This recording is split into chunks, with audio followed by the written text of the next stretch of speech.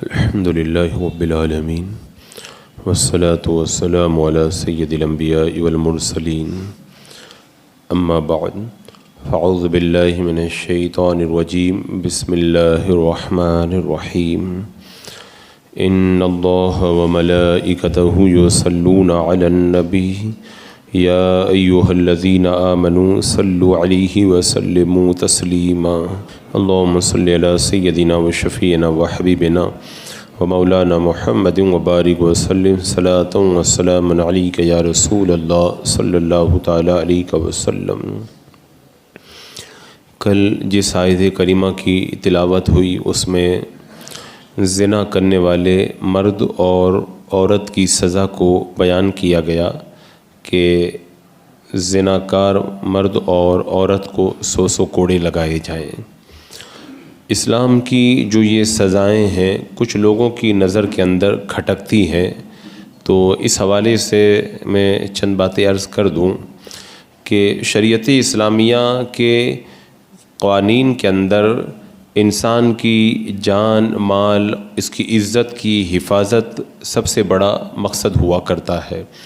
اگر کوئی شخص کسی کی جان کو تلف کر دے تو قاتل سے قصاص لیا جاتا ہے، اور اگر کسی کے مال کے اندر کوئی اگر دست درازی کرے تو اس کا ہاتھ کاٹا جاتا ہے، اور اگر کوئی کسی کی عزت کو داغدار کرتا ہے تو اس کو دروں کی سزا دی جاتی ہے، یا پھر اس کو پتھر مار مار کر رجم کر کے سزا دی جاتی ہے۔ تو اسلام نے جو سزائیں مقرر کی ہیں ان سزاؤں کے اندر 2 باتوں کا خیال رکھا ہے۔ ایک تو یہ کہ مجرم کو اس کے کیے کی سزا مل جائے، پہلا کام یہ ہے۔ دوسری چیز یہ ہے کہ وہ لوگ جن جرائم کے ارتکاب کا میلان جن میں یہ پایا جاتا ہے کہ ہم بھی ایسا گناہ کریں، تو جب ان مجرموں کی سزاؤں کو وہ دیکھیں تو ان خوفناک سزاؤں کی وجہ سے مجرم لوگوں کے دلوں سے جرم کا ارتکاب کرنے کا خیال نکل جائے۔ تو ایک تو مجرم کو سزا دینا اور دوسرے مجرموں کو اس طرح کے جرائم سے روکنا، یہ اسلامی سزاؤں کے 2 بڑے مقصد ہیں۔ اگر کسی سزا کے اندر یہ دونوں باتیں نہ پائی جائیں تو پھر وہ سزا نہیں رہ جاتی ہے۔ مجرم کو جرم کی سزا نہ ملے، یا مجرم کو تو سزا مل جائے لیکن اس کو دیکھ کر کے دوسرے لوگ جرم سے بچے نہیں، تو پھر سزا کا مقصد ختم ہو جاتا ہے۔ گناہ کے ارتکاب سے انسان کو ایک طرح کی لذت ہوتی ہے، تو اس لذت کے مقابلے میں سزا بھی ویسی ہی ہونا چاہیے تاکہ جب اس کے دل و دماغ کے اندر لذت کا خیال آئے تو سزا کی سنگینی کو سوچ کر کے وہ اس جرم سے بچ جائے۔ لیکن اگر سزا کے اندر دم ہی نہ ہو، سزا میں اگر کوئی دم نہ ہو، تو پھر آدمی سوچے گا کہ لذتوں کو میں پورا کروں اور سزاؤں کو میں بعد میں دیکھ لوں گا، تو پھر اس سے جو ہے وہ ضابطہ جو ہے وہ ایک کھیل بن کر کے رہ جاتا ہے، سزا ایک کھیل بن کر کے رہ جاتی ہے۔ سب سے پہلے اسلام نے اپنے ماننے والوں کے دلوں کے اندر خدا کی بارگاہ کے اندر حاضر ہو کر اپنے اچھے برے کی سزا اور جزا کا ایک تصور پیدا کیا کہ اگر تم اچھا کرو گے رب کی بارگاہ میں تمہیں اس کا انعام ملے گا، برا کرو گے تو تمہیں اس کی سزا ملے گی، کیونکہ ایک پروردگار عالم تمہارے سارے کاموں کو دیکھ رہا ہے۔ اور چونکہ زنا ایک بہت بڑا جرم ہے، یہ ایک جرم نہیں ہے بلکہ اس کے اندر بہت ساری خرابیاں پائی جاتی ہیں، اس لیے اسلام نے پہلے تو زنا سے بڑی سختی کے ساتھ میں منع فرمایا، اور پھر اس کے بعد میں زنا کی جو سزا ہے اس کو 2 حصوں میں تقسیم کیا، ایک غیر شادی شدہ مرد اور غیر شادی شدہ عورت، اور دوسری سزا شادی شدہ مرد اور شادی شدہ عورت، دونوں کی سزائیں الگ الگ رکھی۔ یعنی غیر شادی شدہ مرد اور غیر شادی شدہ عورت اگر یہ دونوں زنا کریں تو تمام شرطیں جب پائی جائیں تو ان کو 100 کوڑے سزا کے اندر مارے جاتے ہیں، اور اگر شادی شدہ مرد اور شادی شدہ عورت اگر زنا کریں، تمام شرطیں پائی جائیں، تو اس وقت ان کو سزا کے اندر پتھر مار مار کر کے ہلاک کر دیا جاتا ہے۔ زمانہ جاہلیت میں زنا ایک عام بیماری تھی، اور لوگ دھڑلے سے زنا کا ارتکاب کرتے تھے، اور جو پیشہ ور عورتیں ہوتی تھیں بڑے ٹھاڑ سے دکانیں سجا کر کے بیٹھتی تھی، اونچے اونچے جھنڈے مکان پہ لٹکتے تھے تاکہ دور سے لوگوں کو پتہ چل جائے کہ اس گھر کے اندر بدکاری کا سامان موجود ہے، اور لوگ بلا کسی روک ٹوک کے آتے تھے، یہاں تک کہ جو جتنا بڑا زانی ہوتا تھا، جتنا بڑا بدکار ہوتا تھا، وہ اتنا ہی بڑا عزت والا سمجھا جاتا تھا، مونچھوں پہ اتنا ہی زیادہ وہ تاؤ دیتا تھا۔ تو اسلام نے اس کمینگی کو ختم کیا اور اس پستی سے نکال کر کے انسانوں کو عزت کی شرح عطا فرمائی۔ تو ابتدا کے اندر تو اسلام نے یہ قانون بنایا کہ اگر کوئی شادی شدہ عورت اس جرم کا ارتکاب کر لے تو اس کو گھر کے اندر بند کر دو یہاں تک کہ وہ مر جائے، اور بعد میں اللہ تعالیٰ کوئی حکم اس کا نازل فرمائے گا۔ اور غیر شادی شدہ مرد اور عورت کے لیے ابتدا میں یہ سزا بھی تجویز کی گئی کہ انہیں لعنت و ملامت کی جائے، انہیں تکلیف دی جائے، اور پھر بعد میں یہ جو میں نے کل آیت کریمہ تلاوت کی، الزانیۃ والزانی فاجلدوا کل واحد منہما مئۃ جلدہ، یہ سورہ نور کا یہ حکم جب نازل ہوا تو زانی مرد اور زانیہ عورت کو 100 کوڑے لگائے جائیں۔ تو شادی شدہ مرد اور عورت کی یہ سزا ہے، یہ تو غیر شادی شدہ کی تھی۔ شادی شدہ مرد اور عورت کی سزا یہ ہے کہ اسے رجم کیا جائے، یعنی اتنے پتھر مارے جائیں کہ پتھروں سے وہ ہلاک ہو جائے۔ لیکن اس کے لیے پہلے زنا کا ثبوت ضروری ہے۔ زنا 2 طریقے سے ثابت ہوتا ہے، ایک تو مجرم خود اقرار کر لے کہ میں نے زنا کیا ہے، جو پورا بھی طریقہ میں اقرار کا بتاتا ہوں، اس طریقے سے اقرار کر لے تو زنا ثابت ہو جائے گا، اور یا پھر شہادت شرعیہ جو ہے وہ پالی جائے، شہادت کے ذریعے جب ثابت ہو جائے تو ثبوت کے بعد میں پھر ان مجرموں کو یہ سزائیں دی جاتی ہیں۔ لیکن اسلام نے اس کے لیے ضابطہ بنایا ہے، اصول بنایا ہے۔ رجم کی صورت یہ ہے، یعنی اگر کوئی شادی شدہ مرد اور عورت اگر زنا کر لے تو اسے میدان میں لے جا کر اتنے پتھر مارے کہ مر جائیں۔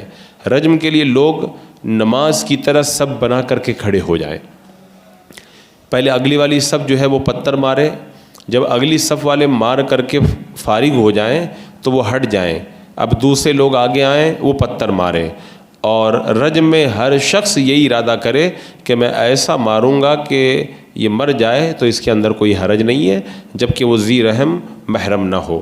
اور اگر وہ شخص جس کا زنا ثابت ہوا ہے وہ محسن نہ ہو تو اسے درے مارے جائیں گے، اور اس کے لیے درے مارنے کا طریقہ یہ ہے کہ درے مارتے وقت میں مرد کے کپڑے اتار لیے جائیں مگر تہبند یا پاجامہ نہیں اتارا جائے گا، اور عورت کے کپڑے نہیں اتارے جائیں گے۔ ہاں اگر عورت اندر روئی والا کپڑا پہن کے آئی ہے تو اس کو اتروا لیں گے، جبکہ اس کے نیچے کوئی دوسرا کپڑا نہ ہو تب نہیں۔ تو مرد کو کھڑا کر کے اور عورت کو جو ہے وہ بٹھا کر کے درے مارے جاتے ہیں، زمین پر لٹا کر کے نہیں مارا جاتا۔ اگر مرد کھڑا نہ ہو تو اسے ستون سے باندھ کر کے پکڑ کر کے کوڑے لگائے جاتے ہیں، اور عورت کے لیے اگر گڑھا کھود دیا جائے تو یہ صورت بھی جائز ہے۔ اگر کسی عورت سے ایسا جو ہے وہ گناہ سرزد ہوا، عورت کو حمل ہے، پیٹ میں بچہ ہے، تو جب تک بچہ نہ ہو جائے اس وقت تک اس کو کوڑے نہیں مارے جائیں گے، اور بچہ پیدا ہونے کے بعد میں اگر رجم کرنا ہے تو فوراً کر دیں۔ ہاں اگر بچہ کو کوئی پالنے والا نہیں ہے تو 2 برس تک بچے کی عمر ہونے کے بعد میں رجم کیا جائے، اور اگر کوڑے مارنے کا حکم ہو تو جب اس کے نفاس کے وہ پورے دن ہو جائیں خون کے تو اس کے بعد میں مارا جائے۔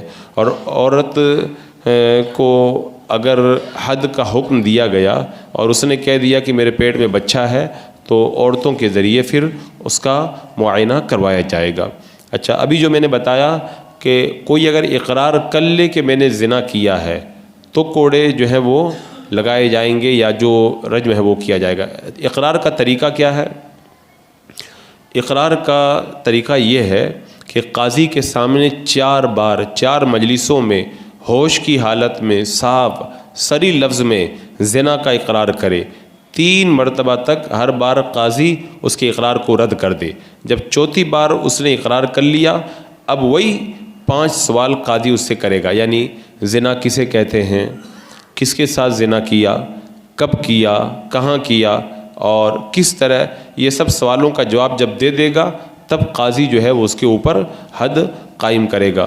جیسا کہ ایک حدیث پاک کے اندر ہے بھی کہ حضرت معاذ رضی اللہ تعالیٰ عنہ کے بارے میں روایت میں آتا ہے کہ یہ میرے آقا صلی اللہ تعالیٰ علیہ وسلم کی بارگاہ کے اندر حاضر ہوئے، عرض کی یا رسول اللہ مجھے پاک فرمائیے، میں نے زنا کیا۔ حضور اکرم صلی اللہ تعالیٰ علیہ وسلم نے اس کی طرف سے منہ پھیر لیا، فرمایا کہ آئے جوان واپس چلا جا، توبہ استغفار کر۔ اس نے پھر سامنے آ کر کے یہی کہا، اللہ کے رسول علیہ السلام نے پھر چہرہ پھیر لیا، تیسری مرتبہ پھر اس نے اقرار کیا۔ حضرت صدیق اکبر نے اس کو سمجھایا، اب اگر چوتھی بار تو نے ایسا ہی کیا تو تجھے پھر رجم کیا جائے گا، پتھر مارے جائیں گے۔ لیکن وہ باز نہ آئے اور چوتھی بار بھی انہوں نے وہی الفاظ کہے۔ اب اللہ کے رسول علیہ السلام اس کی طرف متوجہ ہوئے، فرمایا کہ شاید تو نے صرف بوسہ لیا ہو یا صرف تو نے نظر کی ہو، لیکن وہ اپنی بات پر اڑے رہے۔ تو اللہ کے رسول علیہ السلام نے ارشاد فرمایا، کیا تو دیوانہ تو نہیں ہے؟ انہوں نے کہا کہ نہیں۔ پھر فرمایا کیا تو شادی شدہ ہے؟ اس نے کہا ہاں یا رسول اللہ۔ تو آخر میں اللہ کے رسول علیہ السلام نے فرمایا اس کو لے جاؤ اور لے جا کر کے پتھر مار مار کے اس کو رجم کرو، اور اس طرح جو ہے ان کو جو ہے رجم کیا گیا۔ تو جب اس طریقے سے ثبوت ہو جائے تو شریعت مطہرہ نے یہ حکم دیا کہ رجم کیا جائے گا۔ اچھا، اسلامی سزاؤں کا جو جیسا کہ میں نے ابھی دستور بتایا کہ اسلامی سزائیں اس لیے ہوتی ہیں تاکہ لوگوں کو جرائم سے روکا جائے۔ تو اللہ تعالیٰ نے فرمایا وَلَا تَأْخُذْكُمْ بِهِمَا رَأْفَةٌ فِي دِينِ اللَّهِ إِن كُنتُمْ تُؤْمِنُونَ بِاللَّهِ وَالْيَوْمِ الْآخِرِ۔ فرمایا اللہ تعالیٰ کے دین کے معاملے میں اگر تم ایمان رکھتے ہو اللہ تعالیٰ پر تو تمہیں ان دونوں کے اوپر ذرا بھی رحم نہ آئے۔ یعنی ایسا نہیں کہ اب پتھر ماریں گے، کوڑے ماریں گے، ترس کھائیں گے، نہیں، دین کے معاملے کے اندر جو ہے وہ اب ترس نہیں کھانا ہے۔ اور ساتھ میں حکم کیا دیا؟ فرمایا وَلْيَشْهَدْ عَذَابَهُمَا طَائِفَةٌ مِّنَ الْمُؤْمِنِينَ، چاہیے کہ مشاہدہ کرے دونوں کی سزا کو اہل ایمان کا ایک گروہ، یعنی کافی لوگ وہاں پہ موجود ہوں، سب اس منظر کو دیکھیں، کیونکہ جب تک لوگ سزا کو دیکھیں گے نہیں اس وقت تک ان کے دل کے اندر اس جرم کا جو ہے وہ برا ہونا کیسے ظاہر ہوگا اور اس جرم سے بچنے کا جذبہ کیسے پیدا ہوگا۔ اب یہ تو میں نے مختصراً بتایا، ورنہ اسلام کے اندر جو رجم کی سزا ہے یہ ہر کوئی تو دے نہیں سکتا ہے، وہ تو بادشاہ اسلام اور حاکم اسلام کا کام ہے۔ اب ہندوستان کے اندر اسلامی حکومت تو ہے نہیں، تو یہاں پر کسی کو نہ تو کوڑے مارے جائیں گے اور نہ پتھر مارے جائیں گے۔ اب یہاں پہ تو یہی راستہ ہے کہ توبہ کی جائے اور اللہ کی بارگاہ میں معافی مانگی جائے، اور اگر کوئی بندہ بار بار اس طرح کا جرم کا ارتکاب کرتا ہے تو اس سے ہم لوگ بائیکاٹ کریں گے، اس سے ہم قطع تعلق کر لیں گے۔ تو اللہ کے رسول صلی اللہ تعالیٰ علیہ وسلم کے عہد میں ایک شخص نے اپنے اوپر زنا کا اعتراف کیا۔ اللہ کے رسول علیہ السلام نے اس کو مارنے کے لیے چابک منگوایا، تو ایک ٹوٹا ہوا چابک لایا گیا۔ آپ نے فرمایا اس سے سخت لاؤ، تو درخت کی ایک نئی شاخ لائی گئی جس کے پھل بھی ابھی نہیں اتارے گئے تھے، تو آپ نے فرمایا کہ اس سے تھوڑا کم لے کے آؤ۔ پھر ایک استعمال شدہ نرم شاخ لائی گئی، پھر اللہ کے رسول علیہ السلام نے اس سے کوڑے مارنے کا حکم دیا۔ پھر آپ نے اس کے بعد میں آپ نے جو ہے فرمایا اے لوگوں، اب وقت آ گیا ہے کہ تم لوگ اللہ کے حدود کے ارتکاب سے باز آ جاؤ۔ جس شخص نے ان ناپاک کاموں میں سے کوئی کام کیا اس کو چاہیے کہ وہ اللہ کے ستر کے ساتھ اپنا پردہ رکھے، کیونکہ جس کا جرم ہم پر ظاہر ہو گیا تو ہم اس کے اوپر اللہ کی کتاب کی جو ہے وہ کا حکم اور اس کی جو حد ہے وہ جاری کریں گے۔ تو یہ دو طرح کے احکام ہیں، شادی شدہ کی سزا الگ ہے اور غیر شادی شدہ کی سزا الگ ہے۔ اب آپ تصور کریں جس کو 100 کوڑے مارے جائیں، کیا دوبارہ وہ اس طرح کے گناہ کا ارتکاب کرے گا؟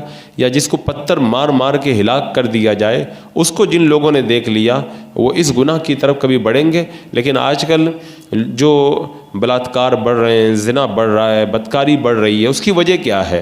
اس کی وجہ یہی ہے، ایک طرف حکومتیں قانون بناتی ہیں بدکاری کو روکنے کے لیے، اور دوسری طرف حکومت لائسنس دیتی ہے ایسی بگڑی ہوئی عورتوں کو کہ وہ لائسنس کے ذریعے بدکاری کرتی ہیں۔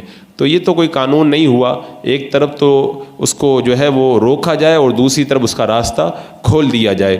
اسی لیے آج کل کے قانون جو ہے وہ سکسیز نہیں ہو پاتے۔ اسلام نے جو قانون بنایا، ایسا قانون بنایا کہ جرم کا خاتمہ ہو جائے، یہی وجہ ہے اسلام کے دور کی جو ابتدائی تاریخ آپ اس کے اندر پڑھ کر کے دیکھیں، کئی سالوں تک آپ دیکھیں گے کہ گنتی کے چند لوگوں نے اس گناہ کا ارتکاب کیا. یعنی آج جو ہے وہ دنیا کے اندر ایک گھنٹے میں جتنی بدکاریاں ہو جاتی ہیں ایک گھنٹے کے اندر، اتنی بدکاریاں اتنے کئی سالوں میں بھی اس دور کے اندر نہیں ہو پائی. کیوں؟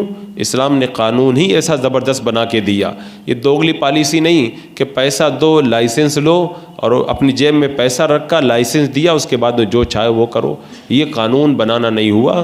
یہ صرف قانون سے یہ صرف جو ہے لوگوں کے جو ہے وہ مال کے ساتھ میں ان کی عزتوں کے ساتھ میں کھلواڑ کرنا ہوا.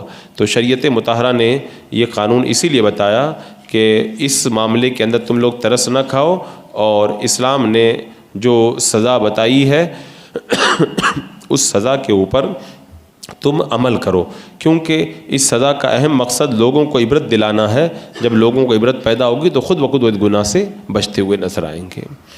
بسم اللہ الرحمن الرحیم. اللہم صلی علی سیدنا مولانا محمد وبارک وسلم. صلاۃ و سلام علیک یا رسول اللہ. یا اللہ یا رحمان یا رحیم العالمین. اپنے محبوبین کے صدقے میں شریعت مطہرہ پہ عمل کا جذبہ عطا فرما. اے اللہ ہر گناہ، ہر برائی، ہر بدکاری، سیاکاری سے مولا ہماری حفاظت فرما. ایمان پہ زندگی، ایمانی پر موت نصیب فرما.